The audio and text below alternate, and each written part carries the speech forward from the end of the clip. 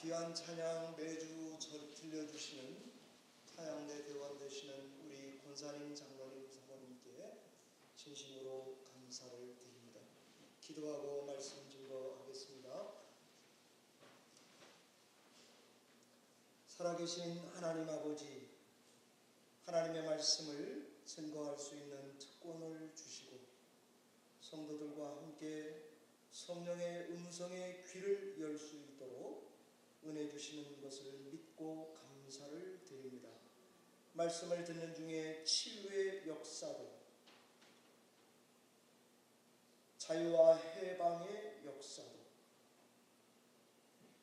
통회하고 자복하는 역사도, 가던 길을 돌이키고 중단하는 역사도, 하나님의 일에 결단하고 일어서는 역사도 나타나도록 성령께서 우리와 함께해 주시옵소서.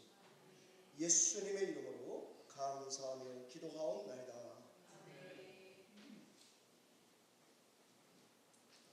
설교를 만나다라는 말씀을 증거하겠습니다. 설교가 우리 신앙생활에 차지하는 비중은 실로 대단합니다. 왜 그럴까? 예수님이 이 땅에서 주된 사역이 설교와 가르침이었기 때문입니다. 기적도 많이 행하셨지만 그것은 일종의 간식이고 주식은 설교와 가르침이었다고 할 수 있습니다. 예수님이 승천하신 이후에 제자들의 주된 임무도 내 증인이 되리라 설교하고 가르치는 일이라 할 수 있습니다. 오순절 강림 이후 제자들이 첫 번째 한 일도 바로 설교였습니다. 교회에 영원한 우선순위가 있다면 뭘까? 그거는 기도하는 일과 설교, 말씀 전하는 일이라고 생각이 됩니다. 이만큼 오늘날까지 설교가 우리 신앙생활에 차지하는 비중은 정말 대단합니다. 역사 속에서도 이는 증명된 바입니다. 교회가 종교개혁의 때나 부흥이 절실하게 필요할 때마다 하나님께서 그때마다 나타내주는 가장 뚜렷한 현상, 그것은 강단을 새롭게 해 오셨다는 사실입니다. 고로 우린 예배 중에 설교를 들을 때마다 하나님에 대해서, 진리 성경에 대해서, 영원한 것에 대해서 사모하는 마음을 멈추지 말아야 할 것입니다. 설교를 들을 때마다 하나님의 권위에 대한 믿음이 사라지지 않도록, 진리에 대한 신뢰가 약해지지 않도록 전심으로 설교를 만나야 한다고 생각이 됩니다. 저는 오늘 스데반 집사님의 이 긴 명설교를 본문으로 오늘날 우리들은 어떻게 설교를 들어야 만나야 하는지를 전하려고 합니다. 우리는 설교를 어떻게 만나며 신앙생활해야 하겠습니까? 세 가지를 전할 것인데 꼭 마음속에 기억했다가 우리 신앙생활에 어디를 가시든지 적용하고 실천하시기를 바랍니다. 첫 번째, 설교는 듣는 것입니다. 설교는 듣는 시간 맞습니다. 설교는 하나님의 음성을 듣습니다. 하나님은 설교란 방편을 통해서 교회와 성도에게 하나님의 음성과 뜻과 비전과 소망을 계속 들려주시는 일을 해오고 계십니다. 고로 설교는 일종의 하나님의 음성을 듣는 시간이요, 듣는 방편은 설교라고 할 수 있습니다. 오늘 스데반 집사님은 자기를 고소고발하는 사람들을 향해서 하나님의 뜻이 뭔지를 들려주고 있습니다. 상황이 절박하고 심각한데도 목숨을 걸고 설교하는 것 같습니다. 11절에는 사람을 매수해서, 12절에는 사람들을 충동질해서, 13절에는 거짓 증인들까지 세워가면서 생사의 갈림길에서도 하나님의 뜻을 증거 증인하는 일이, 그게 바로 설교입니다. 그걸 설교자도 스데반처럼 설교해야 맞습니다. 그리고 우리 성도들도 그 설교를 그렇게 여기고 하나님의 음성을 듣는 시간이 되어야 하는 것입니다. 스데반에게 덮어씌운 제목이 무엇입니까? 11절에는 모세와 하나님을 모독하는 말을 우리가 들었다네. 13절에는 성경과 율법을 거슬려 말했다네. 14절은 스데반의 말이 나사렛 예수가 이걸 헐고 모세가 우리에게 전하여 준 규례를 고치겠다고 했다네. 그것이 고소 고발 내용입니다. 스데반을 고소하는 내용은 성전을 헐겠다, 모세 율법을 고치겠다고 말했다고 하면서 율법과 성전을 회방했다는 신성 모독죄를 건 것입니다. 신성 모독은 사형에 해당합니다. 아주 특이하게 예수님과 스데반을 같이 동급으로 엮어놓고 있습니다. 예수님도 우리가 나무에 달아 죽였습니다. 당신도 죽일 것입니다. 바로 이런 흐름에서 스데반의 설교는 일종의 자기를 고소한 내용에 대한 변명, 변론입니다. 자, 과연 스데반은 율법과 성전의 회방죄로 죽어야 합니까? 아니면 그의 말을 듣고 우리의 악함을 회개해야 합니까? 이처럼 설교는 하나님의 음성과 뜻을 듣는 시간입니다. 저는 오늘 말씀을 준비하면서 하나님은 나를 어떻게 설교로 지금까지 먹여 살려 오셨나 잠깐 돌아보았습니다. 저는 서울중앙교회에서 고등학교 1학년 때 예수를 믿게 되었는데 목사님의 이름도 생각 안 나고 얼굴은 선명하고 성령 충만한 얼굴로 감격 가운데 말씀을 전하는 얼굴이 기억에 남아 있습니다. 대학교 때는 뉴욕 한인교회를, 퀸즈 한인교회를 세우신 한진관 목사님이 아시아연합신학대학 부흥회를 오셨다가 말씀을 전하다가 울고, 우시느냐고 설교가 중단이 돼요. 그 다음에 웃다가 또 설교를 한 1분 정도 중단하세요.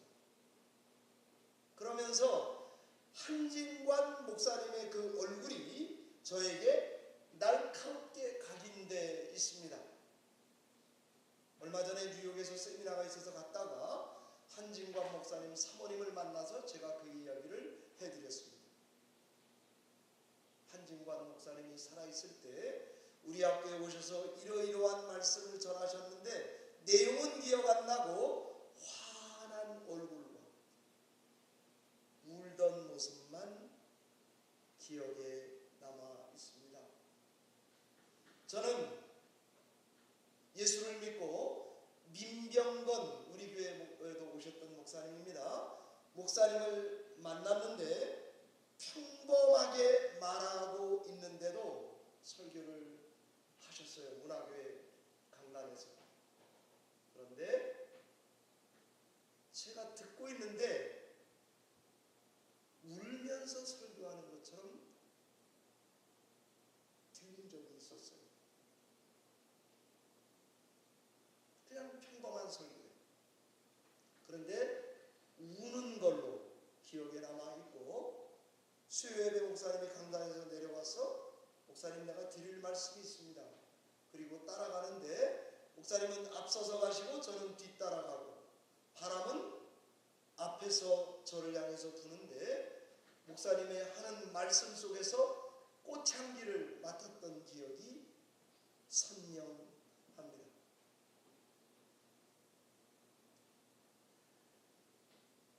유학을 와서 칼빈과 스펄전 설교를 읽다가 너무 감동스러워서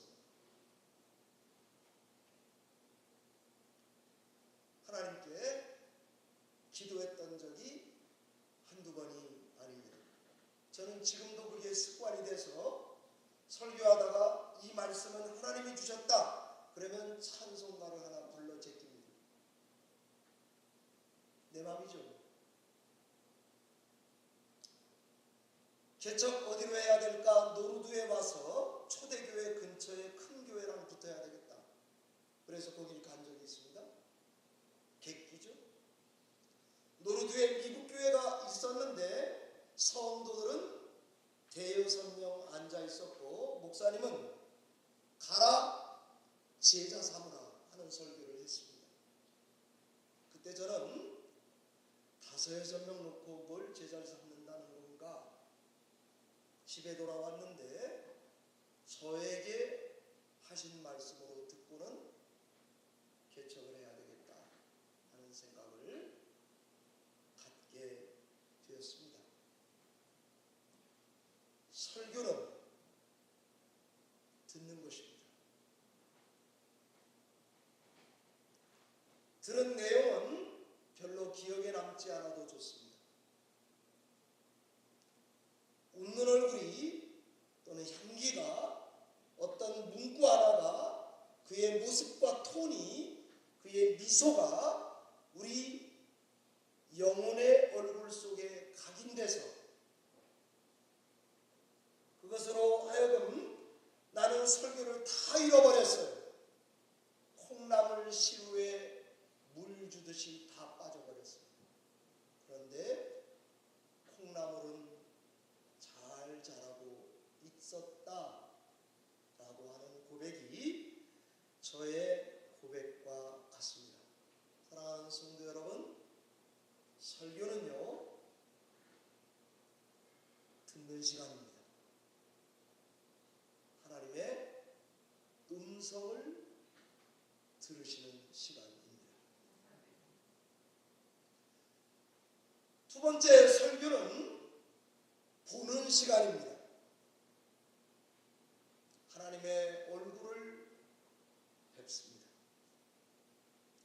동시에 설교 시간은 나의 추악한 모습을 대면하여 보는 시간이어야 합니다. 더러운 녀석, 음란한 녀석, 사악한 내 얼굴을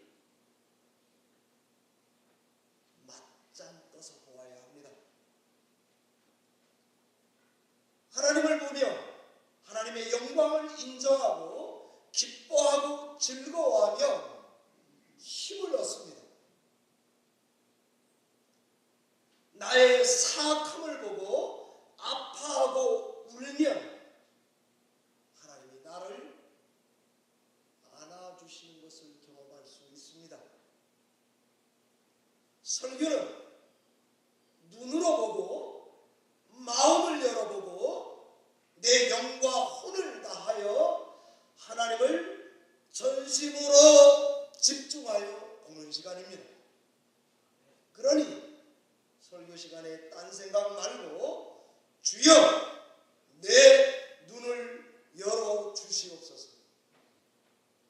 시편 119편의 말씀대로 내 눈을 열어 하나님의 기이한 법을 보게 해달라고 기도하며 설교 시간에 듣는 것입니다. 오늘 스데반은 회중에게 영광의 하나님을 보여주고 있습니다. 딱 세 사람을 선택했습니다. 아브라함, 요셉, 모세를 선택해서 율법과 성전으로 고소를 당했으니 율법과 성전의 주제를 절대로 벗어나지 않으면서 설교하고 있습니다. 그리고는 선지자들의 예언을 총동원해서 엑기스를 쫙 빼서 율법과 성전에 대한 말씀을 유대인들에게 들려준 명설교가 스데반 설교입니다. 스마트합니다. 효과적인 소통, 김창옥 저리가랍니다. 묵직한 감동을 전해주고 있습니다. 스데반은 뛰어난 신학자요, 역사가요, 감동적인 설교자입니다. 손색이 없습니다. 아브라함의 이야기를 통해 뭘 말하고 있습니까? 아브라함은 하란에 있기 전에 메소포타미아에 살았다. 고향과 친척을 떠나 하란에 머물렀다. 그렇게 그는 지금의 유대인들이 우리가 사는 이 땅 팔레스타인으로 이주해 왔었다. 그러나 아브라함의 자손들은 나그네가 됐다. 아브라함이 거주하지는 늘 바뀌어 왔다. 400년 동안의 약속의 땅을 잃어버리기까지도 했었다. 이것을 들려주고 있습니다. 그러면서 스데반은 이런 말을 하고 있습니다. 땅은 중요한 게 아니다. 성소가 그 땅 위에 있다 해도 땅은 중요하지 않다. 왠가 하면 땅은 늘 변한다. 그러나 하나님은 변하지 않는다. 땅은 가변적이다. 하나님은 불변적이시다. 메소포타미아에서 약속의 땅을 보여준 것도 영광의 하나님입니다. 하란에서 부친이 죽고 약속의 땅으로 인도하게 한 것도 영광의 하나님입니다. 400년 후에 말씀대로 돌아오게 할 거라고 손가락을 걸고 약속한 것도 영광의 하나님입니다. 고로 땅보다 하나님이 중요합니다. 성소보다 하나님이 중요합니다. 48절 하나님은 손으로 지은 곳에 계시지 않다는 선지자의 예언을 빌어서 자기의 설교를 하나님의 영광을 말해주는 것으로 채우고 있습니다. 스데반은 왜 요셉을 이야기한 것입니까? 스데반이 아브라함 이후에 족장들 이삭과 야곱 12조상이 이어지면서 맨 마지막에 요셉을 선택했습니다. 형제들은 요셉을 시기했다. 흉년이 들어 양식이 부족해 고난을 당했다. 먹을 거 구하러 애굽에 내려갔다. 형제들이 요셉을 거기서 만났다. 아브라함 후손들이 애굽으로 이주해서 애굽에서 죽었다. 그런데 세계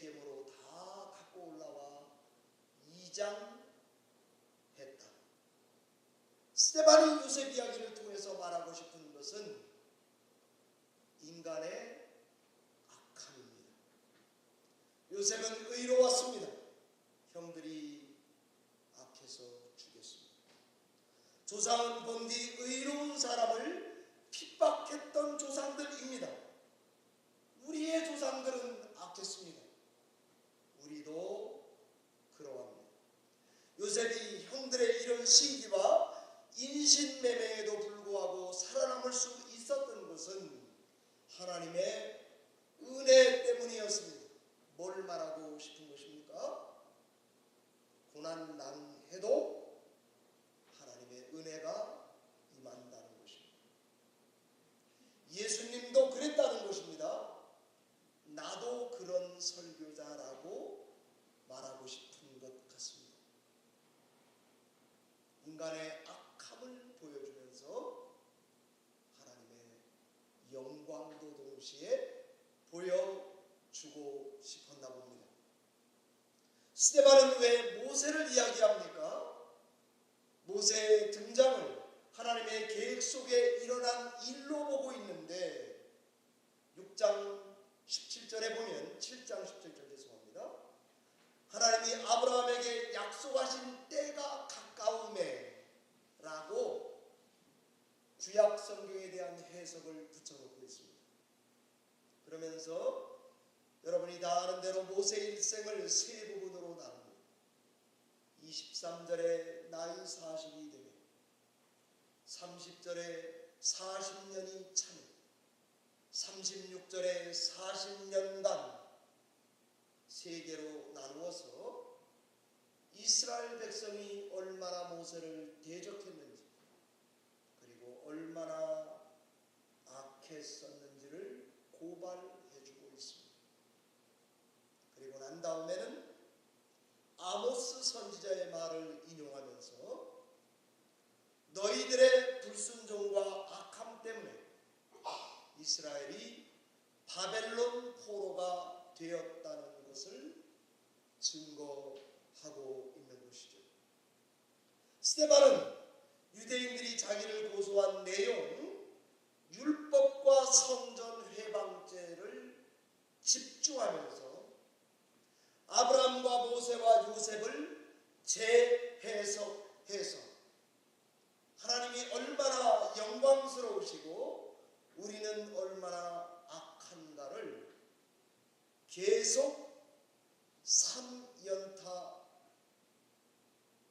치고 그 다음에는 맨 마지막에 성전에 대한 말씀을 하면서 말로 홈런을 치고 있습니다.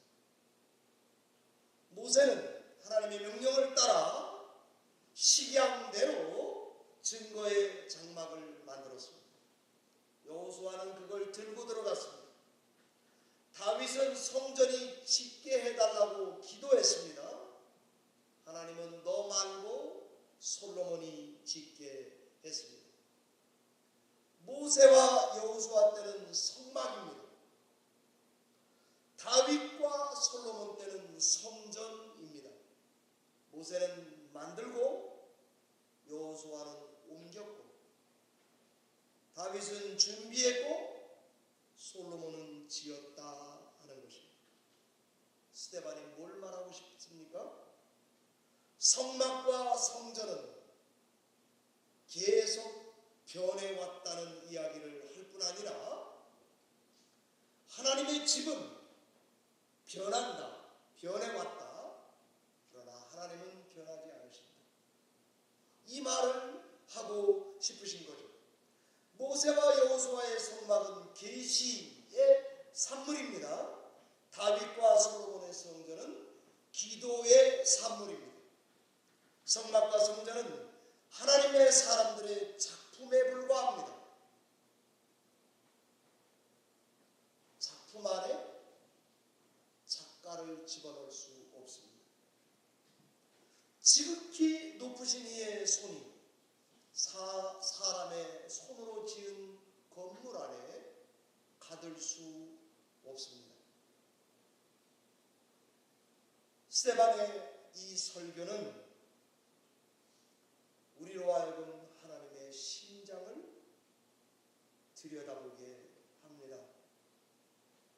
심장은 어떻게 뛰고 계신지 그것을 들려줬습니다.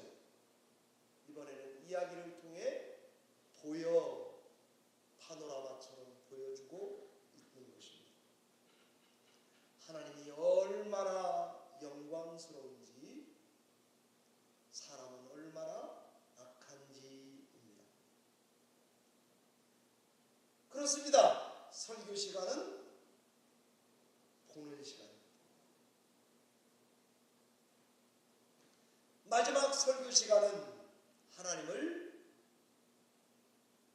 잡는 시간이 되어야 합니다. 하나님의 영광과 악함 사이에서 우리는 오늘과 같이 이렇게 설교 말씀을 들으면서 늘 악함을 선택하며 신앙에서는 안 됩니다. 설교를 듣는 중에 이런 메시지가 부딪혀 오면 특별한 주제를 목사님이 잘 설교하는 것도 아닌 것 같은데 하나님이 내 양심에, 내 영혼에 말씀해 오시는 게 있으면 인정하고 회개하는 시간이 설교여야 합니다. 설교의 시간은 하나님의 눈빛과 성도들의 눈빛이 만나는 시간입니다. 하나님이 내미시는 오른손과 내가 사정하며 내미는 오른손이 만나는 시간이 되어야 합니다. 설교는 듣고, 설교는 보고, 설교는 잡는 듣보잡 시간입니다. 51절에 목이 굳고 마음과 귀에 할례를 받지 못한 인간들아, 이렇게 말해도 욕을 먹어도 기쁘게 듣는 게 설교가 될 수 있습니다. 53절에 천사의 전한 율법을 받고도 지키지 않은 인간들아, 그렇게 말해도 달게 받을 수 있습니다. 너희가 예수를 죽였다라고 말해도 인정하며 그것을 듣고 보고 잡는다면 그것이 살 길이 되는 순간이 될 수 있습니다. 그래서 설교는 정말 위대한 하나님이 제정하시는 도구라고 저는 믿습니다. 하나님의 말씀을 잘 듣기로 합시다. 들려주시는 것을 파노라마처럼 집중하여 봅시다. 그리고 검은 거냐 흰 거냐 흙이냐 내미시는 하나님 앞에 예수 그리스도가 길과 진리요 생명이라고 잡는 시간이 된다면 되는 것입니다. 빈틈 없는 설교, 담대한 설교는 회개를 강력히 촉구할 때에 스데반의 설교에 대한 청중의 반응은 분노였습니다. 베드로 설교에 대한 청중의 반응은 참회, 3,000명이 돌아오는 역사였습니다. 우리도 설교를 듣는 중에 아프게 들릴 때가 있어야 합니다. 어떻게 목사님이 맨날 빠다발린 말만 하겠습니까? 그런 말만 기쁘게 듣는 좋은 설교자가 옆집 교회가 있다고 한다면 믿지 마시기 바랍니다. 설교는 아파도 달게 받을 수 있기 때문입니다. 그러면서 우리가 해야 할 일은 오늘 스데반이 성령이 충만하여 하늘을 우러러 보았듯이 설교자도 설교를 듣는 자도 성령의 도우심과 하늘의 하나님만을 의지하는 시간이 되어야 하겠습니다. 59절 60절의 말씀처럼 자기의 영혼도 하나님께 맡기는 설교자, 저들의 죄악을 저들에게 돌리지 말아달라고 하는 역사에 보지 못했던 설교자. 원래 유대인들은 사무라이같이 자기의 결백을 주장하면서 자기의 의로움 때문에 결백을 주장하느냐고 죽어간 사람들이 유대 역사 예수님 앞에 많았습니다. 그런데 스데반은 자기를 죽이려는 사람들을 용서해달라고. 저는 이 부분이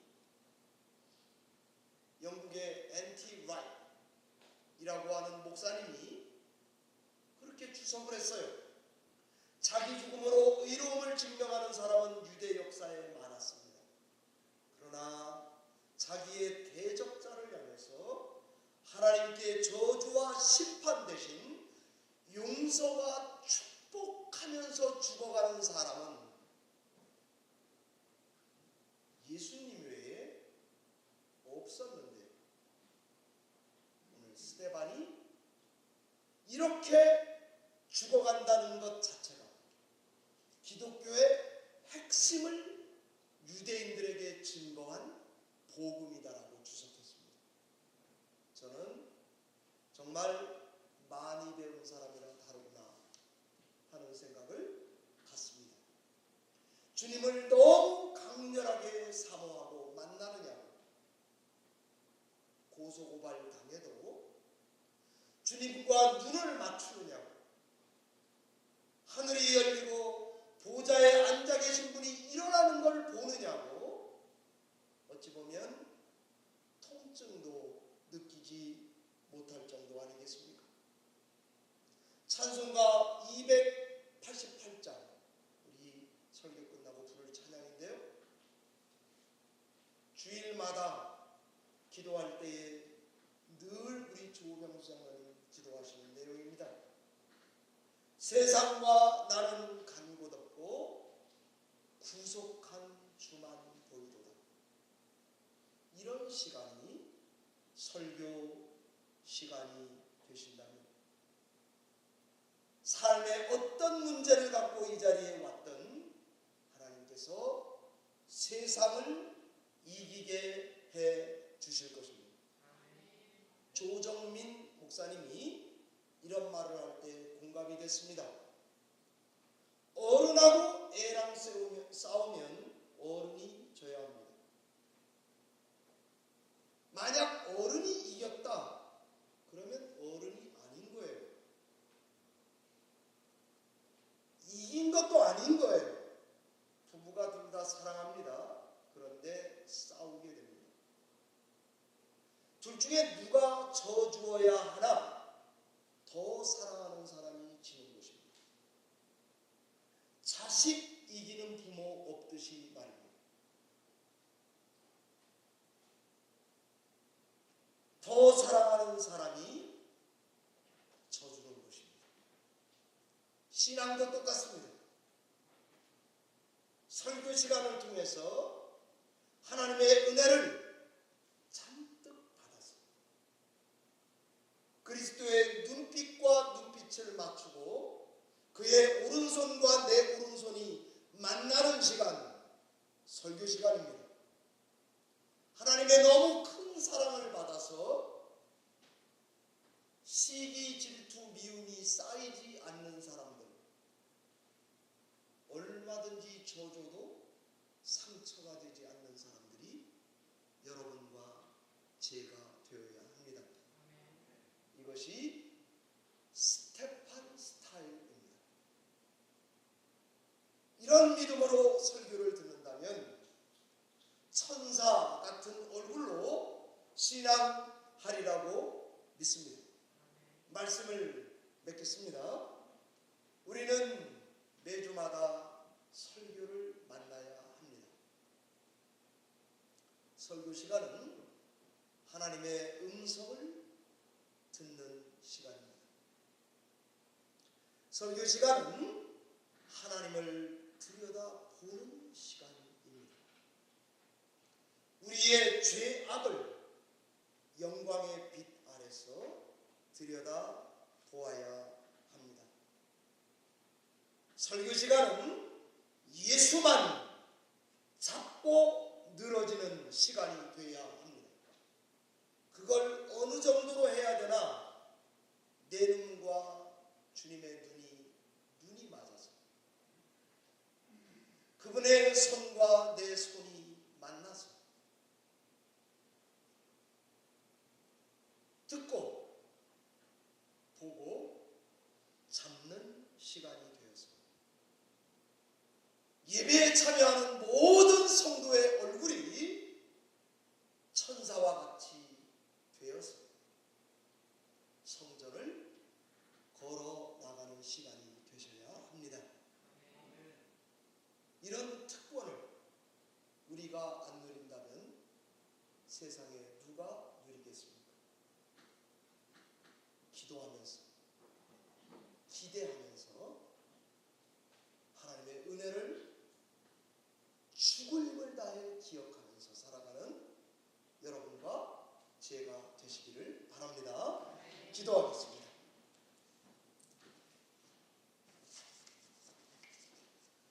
하나님 아버지, 감사합니다. 하나님의 말씀을 받아서, 들어서, 그 다음에 그것을 보고 나서 하나님의 말씀을 증거하는 일을 계속 하도록 은혜 주실 줄 믿습니다. 교회를 통하여, 세상의 많은 증인들을 통하여 이 일이 한시도 중단 없이 되게 하실 줄 믿고 감사와 찬양과 영광을 돌립니다. 설교를 만날 때마다 듣고 보고 잡으며 하나님께 바짝 붙어서 영광된 하나님의 세계를 이 땅에서 붙들고 사는 저희가 되도록 은혜를 베풀어 주시옵소서. 주께 감사하고